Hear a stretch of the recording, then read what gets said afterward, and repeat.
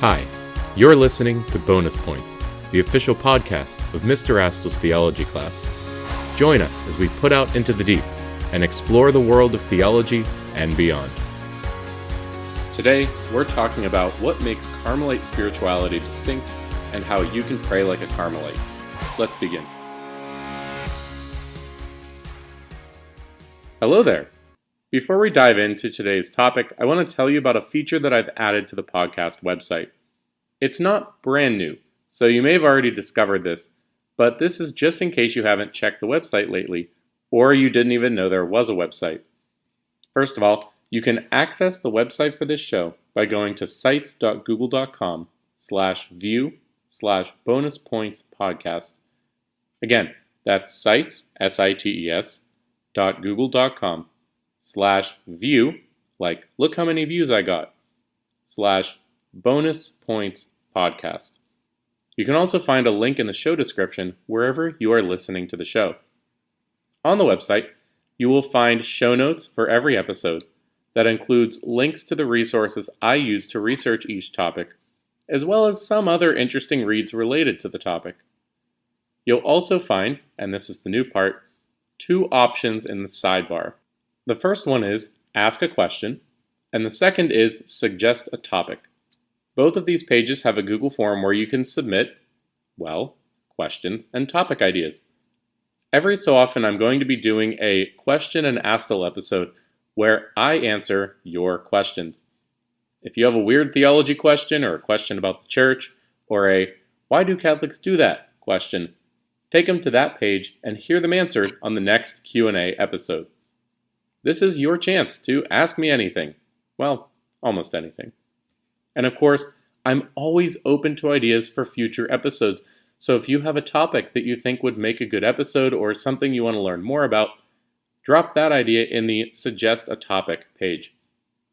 I'd like to do the first Question and Astel episode soon, so if you haven't submitted a question already, pause this, head over to sites.google.com/view/bonuspointspodcast and let me know what questions I should answer. Now, let's get to the show.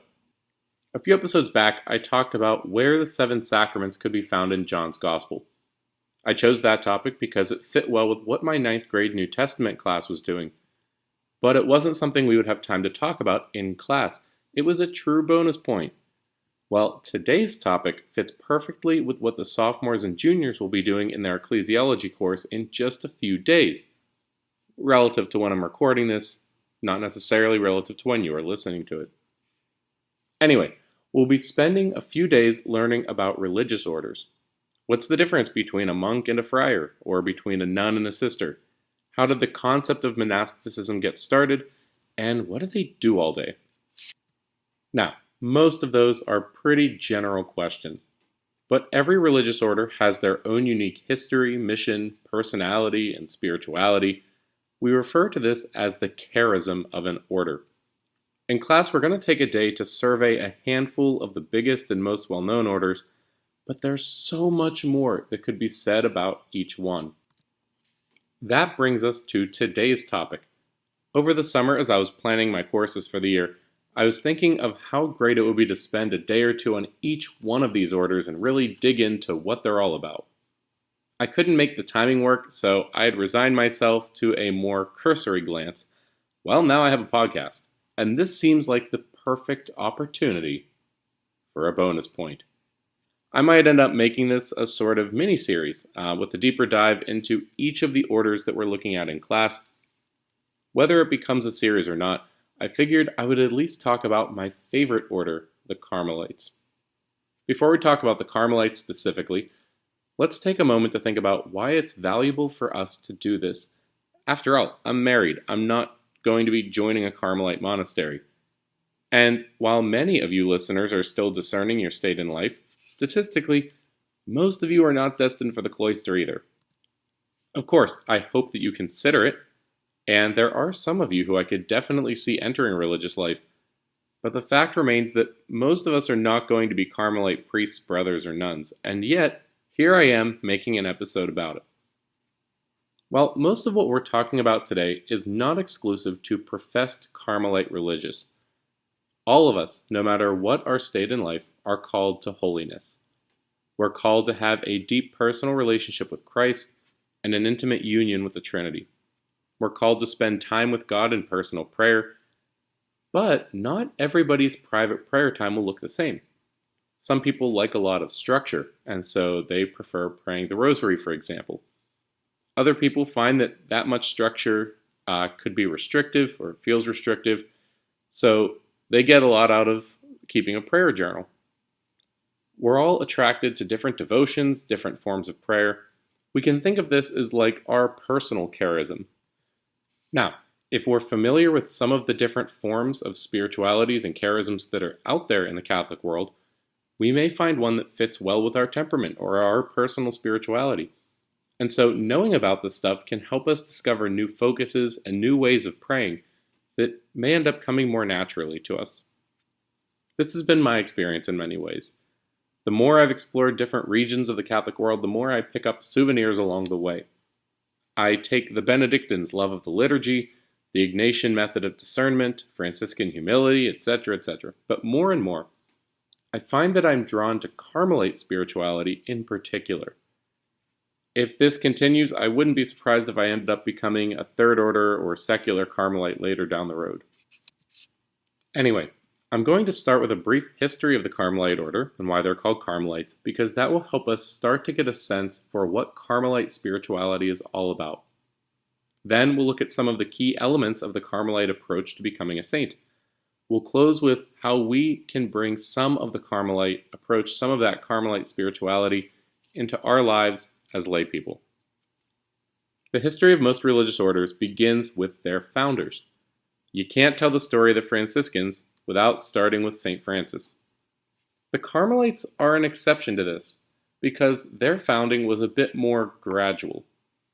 The name Carmelite refers to Mount Carmel in northern Israel, and this is where the Carmelites began.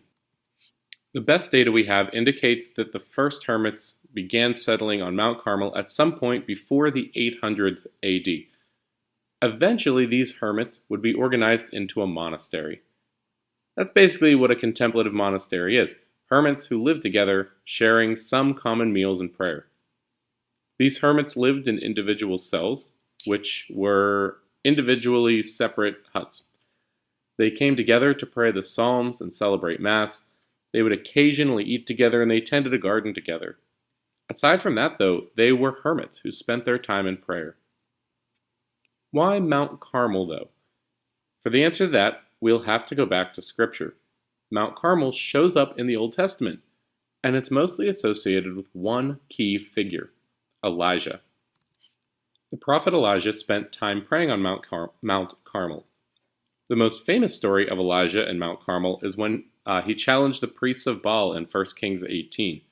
So, he gathered together 450 prophets of the pagan god and proposed a contest to see which god was watching over Israel, Baal or the Lord. Both Elijah and the priests of Baal prepared a burnt offering for their god, but didn't light the fires. Instead, they were going to both invoke their gods to light the fire themselves.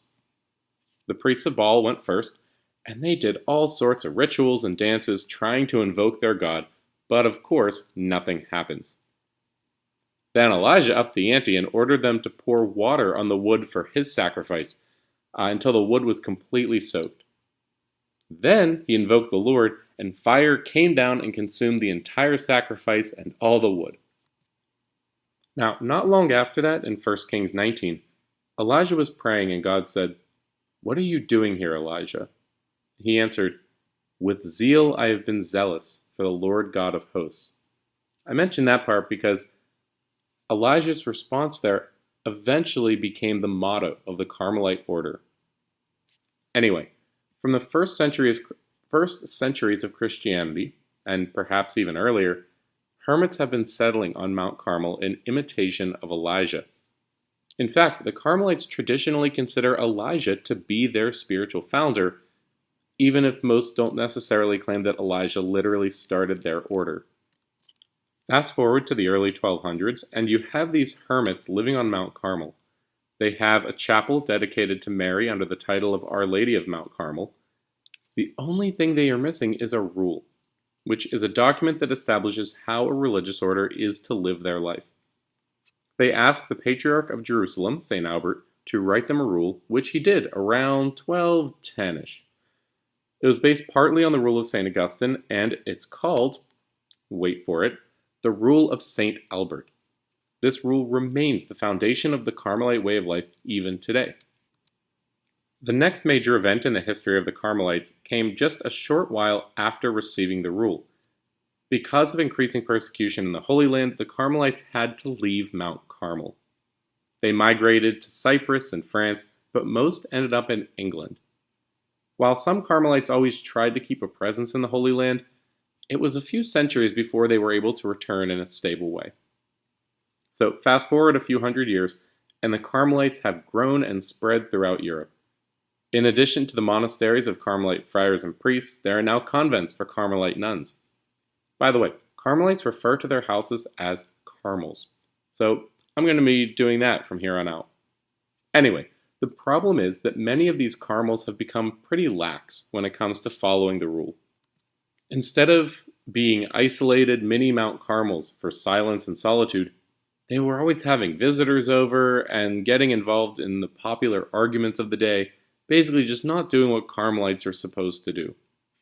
This is where our two key Carmelites come in. You can't talk about the Carmelites without mentioning St. Teresa of Avila and St. John of the Cross.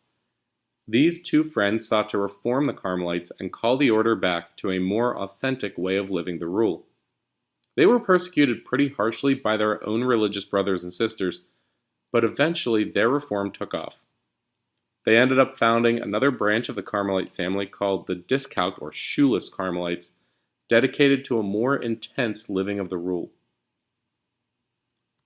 We'll come back to Teresa and John in a minute when we talk about Carmelite spirituality.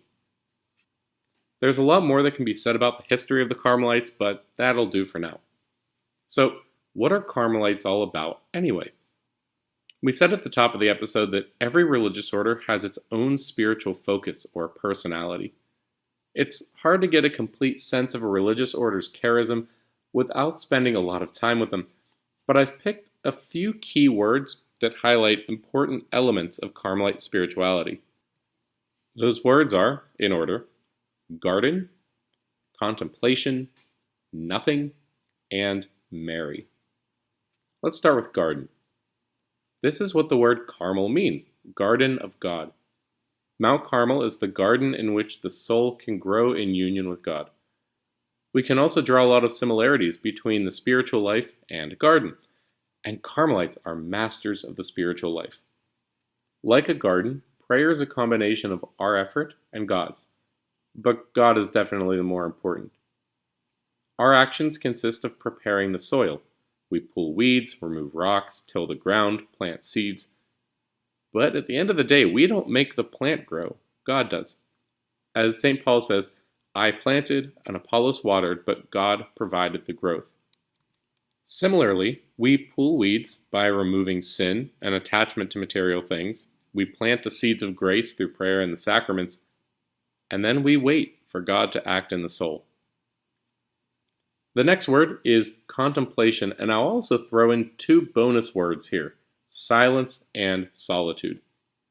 When we use the word contemplation in everyday life, we use it to mean to think deeply about something. I'm contemplating what to eat for dinner, But when we use the word in the context of prayer, it means something different. The Catechism talks about 3 grades or levels of prayer. You may remember this from episode 3. Vocal prayer, mental prayer, and contemplation. I still hope to do a full episode on contemplative prayer, but for now we'll define it as being with God. Vocal prayer and mental prayer are good, but ultimately they are means to reaching contemplative prayer, in which we love and are loved. We see and we are seen. We know and we are known. This sort of deep prayer and intimate union is what Carmelites are all about. Obviously, we're all called to be in union with God, but the Carmelite tradition places a strong emphasis on advancing in the prayer life as much as we can. St. Teresa described the spiritual life as a series of mansions in her book, The Interior Castle. St. John of the Cross used a different image, the ascent of Mount Carmel, to describe the same idea. Prayer is not just something we do, it's a journey that we undertake. The destination is union with God, which is what we will experience completely in heaven. On earth, we advance in prayer to get closer and closer to that reality. How do we do this? Through silence and solitude. Just as Elijah heard God as a still small voice on the mountain, we can only hear him speak to our soul in silence. We seek this silence in solitude, where we can be alone with the alone. Drawing closer to God involves drawing away from created things, at least for a time. Once we've come in contact with the living flame of love and our attachments to created things have been burned away, then we can go back to them and love them with freedom as God does. This leads to our next word, nothing. This was a major part of St. John of the Cross's description of the ascent of Mount Carmel. He called it the way of nada, the way of nothing. The path to union with God is a path of bright darkness, or a cloud of unknowing. We pass through a series of dark nights in which God completely strips away everything, so that we can be free for union with Him. I mean, if you want to fill up a cup completely with water, you have to dump out what was in it, clean out the sludge. Only by persevering in this path of the nothing, John says, you will come to possess God, who is everything. Of course, I can't say it better than St. John, so I'll share his words. To reach satisfaction in all, desire satisfaction in nothing. To come to possess all, desire the possession of nothing. To arrive at being all, desire to be nothing. To come to the knowledge of all, desire the knowledge of nothing. To come to enjoy what you have not, you must go by a way in which you enjoy not. To come to the possession you have not, you must go by a way in which you possess not. To come to what you are not, you must go by a way in which you are not. This is what Carmelite spirituality is all about, renouncing attachments to created things, not because those created things are bad, but because they're so good we get stuck on them. We empty ourselves like Christ emptied himself, so that God can fill us more completely than anything else in the world. We plant ourselves in Carmel, the garden of God. We ask to be set on fire by the living flame of love. We climb the mountain through the night to meet God at the peak. Carmelite spirituality also places a lot of emphasis on devotion to Mary, especially under the title Our Lady of Mount Carmel. Like I said before, the first hermits on Mount Carmel built a chapel dedicated to Our Lady, and Marian devotion has been an important part of Carmelite spirituality ever since. Of course, Marian devotion is not unique to Carmelites, but their emphasis is that Mary is a model of prayer, that Mary is the perfect contemplative. Mary shows us what it means to be a contemplative by the way she responds to God in the Gospels. Consider, for example, Mary's first appearance in Luke's Gospel at the Annunciation. The angel Gabriel greets her as full of grace, and Luke tells us that Mary was greatly troubled at the saying, and considered in her mind what sort of greeting this might be. One chapter later, at the Nativity, after the arrival of the shepherds, we hear that Mary kept all of these things, pondering them in her heart. Further down in the same chapter, after the finding in the temple, Jesus says, "Did you not know that I must be in my Father's house?" Luke says that Mary and Joseph were confused by this, but that Mary, once again, kept all these things in her heart. The Greek words that are used in all three of these examples mean to ponder, to consider, or even to treasure. We can think of somebody who has a valuable treasure in a chest, but they're always taking it out and looking at it and turning it around to see what it looks like from different angles. This is what mental prayer is, to take the truths of the faith and turn them around and look at them and ponder them. So, let's say you're listening to all this and you're thinking, all right, that vibes with me. Is that how you use that expression? Anyway, let's say that something about all of this sounds appealing to you, and you can maybe see how this might benefit you spiritually. Short of becoming a Carmelite, how can you add some of the Carmelite spirituality to your own prayer life? The first thing I would recommend is to begin wearing the Brown Scapular. What's that? Well, it's actually part of the Carmelite habit, modified for use by lay people. Many religious habits have a scapular, which is a long piece of cloth that hangs on the shoulders, hence the name scapular. It would be used as a kind of apron, especially for doing work. Anyway, in 1251, Mary appeared to St. Simon Stock. She told him that God would bless anybody who wore the brown Carmelite scapular, and that it would be an outward sign of her special intercession. Sounds pretty sweet, right? Well, soon some of the locals wanted to start wearing the scapular in order to get those spiritual benefits. And the Carmelites said, well, okay. The version of the scapular worn by lay people shrunk over time for practical reasons, and the modern form is 2 pieces of brown wool connected by cords or strings. The scapular is worn over the shoulder so that one piece of wool rests over the heart and the other over the back. Sometimes the scapular has images on it, especially of Mary and Jesus or St. Simon Stock, but technically the pieces of wool are the scapular, properly speaking. So even if they don't have images, or even if it doesn't have any images, as long as it is that brown wool, it is still a brown scapular. Now, on the surface, it seems like the scapular is just like any other wearable devotional or sacramental.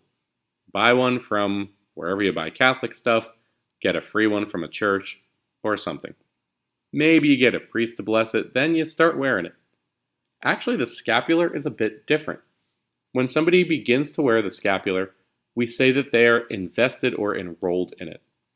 This includes an actual little prayer service, not just a blessing of the scapular itself. Once upon a time, only a Carmelite priest could enroll somebody in the scapular confraternity, but nowadays any priest can do it. So, once you've acquired a brown scapular, ask your favorite priest to enroll you. The prayers for the enrollment are pretty easy to come by online, and they're in most prayer books. The scapular might even come with it, but I've also linked them in the show notes. Why wear a scapular?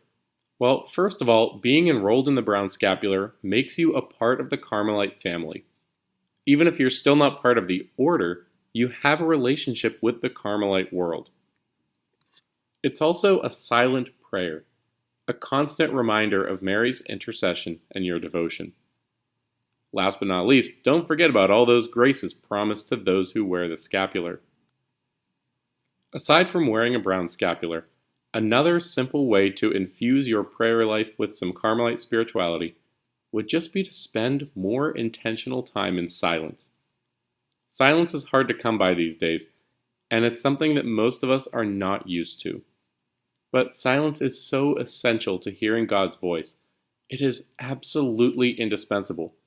So, take time every day, even just 5 or 10 minutes to start, and be silent before the Lord. Build a habit of mental prayer as well. Even if you aren't cloistered and you can't pray for hours every day, we can still be contemplatives in the world. I'd like to do a full episode on silence, maybe part of my episode on contemplative prayer. I almost just said a full episode of silence, but that might be a little less interesting to listen to. Anyway, the last thing I want to mention about Carmelites is the existence of the Third Order Carmelites. A Third Order is a group of lay people who want to live out the charism and spirituality of a particular religious order while remaining in the world. They have jobs, families, and houses, but they're still part of a religious order. They live a modified version of the rule, and they don't wear habits, but they still make promises that are similar to the vows that members of the first and second orders take. Many religious orders have an associated third order, and Carmelites are no exception. Like I mentioned at the top of the episode, I wouldn't be surprised if I see myself, or I should say I can see myself becoming a secular Carmelite at some point in the future. Before I let you go, I want to tell you about some of the resources that I've linked in the show notes and about how to get to the show notes, and remind you about another feature on the podcast website. So in addition to all of the resources that I used to research this episode and some of the things I've already mentioned, I'm also linking to the website for the secular discount Carmelites, specifically the page for the Washington province, which covers most of the eastern U.S. If you're one of my students, you're still too young to join, but I know that I have a growing audience of parents and relatives and just non-students. I'm also linking the website for the Carmelites in Loretto. This is a Carmel of cloistered nuns, literally 30 seconds down the road from St. Francis University. Ladies, if you're still discerning your state in life, consider joining them. And for any of my listeners, if you're in the Loretto area, pay them a visit and pray in their chapel. Those links and more can be found in the show notes, which are always on the Bonus Points Podcast website. Again, you can access that website by going to sites.google.com/view/bonuspointspodcast. There you'll find an episode guide with show notes, links to where you can listen to the show on pretty much every platform, and places where you can submit listener questions and suggest a future episode topic. Definitely be sure to submit an interesting question so that I can include it in an upcoming Question and Asshole episode. Even if you don't get your question submitted in time for that, send it anyway. I'm hoping to make this a semi-regular feature of the show. Finally, if you enjoyed this episode, consider passing it along. I don't make any money from the show, but the whole point is for us to learn about some interesting topics together. Until next time, I'm Mr. Astle, and you're listening to Bonus Points.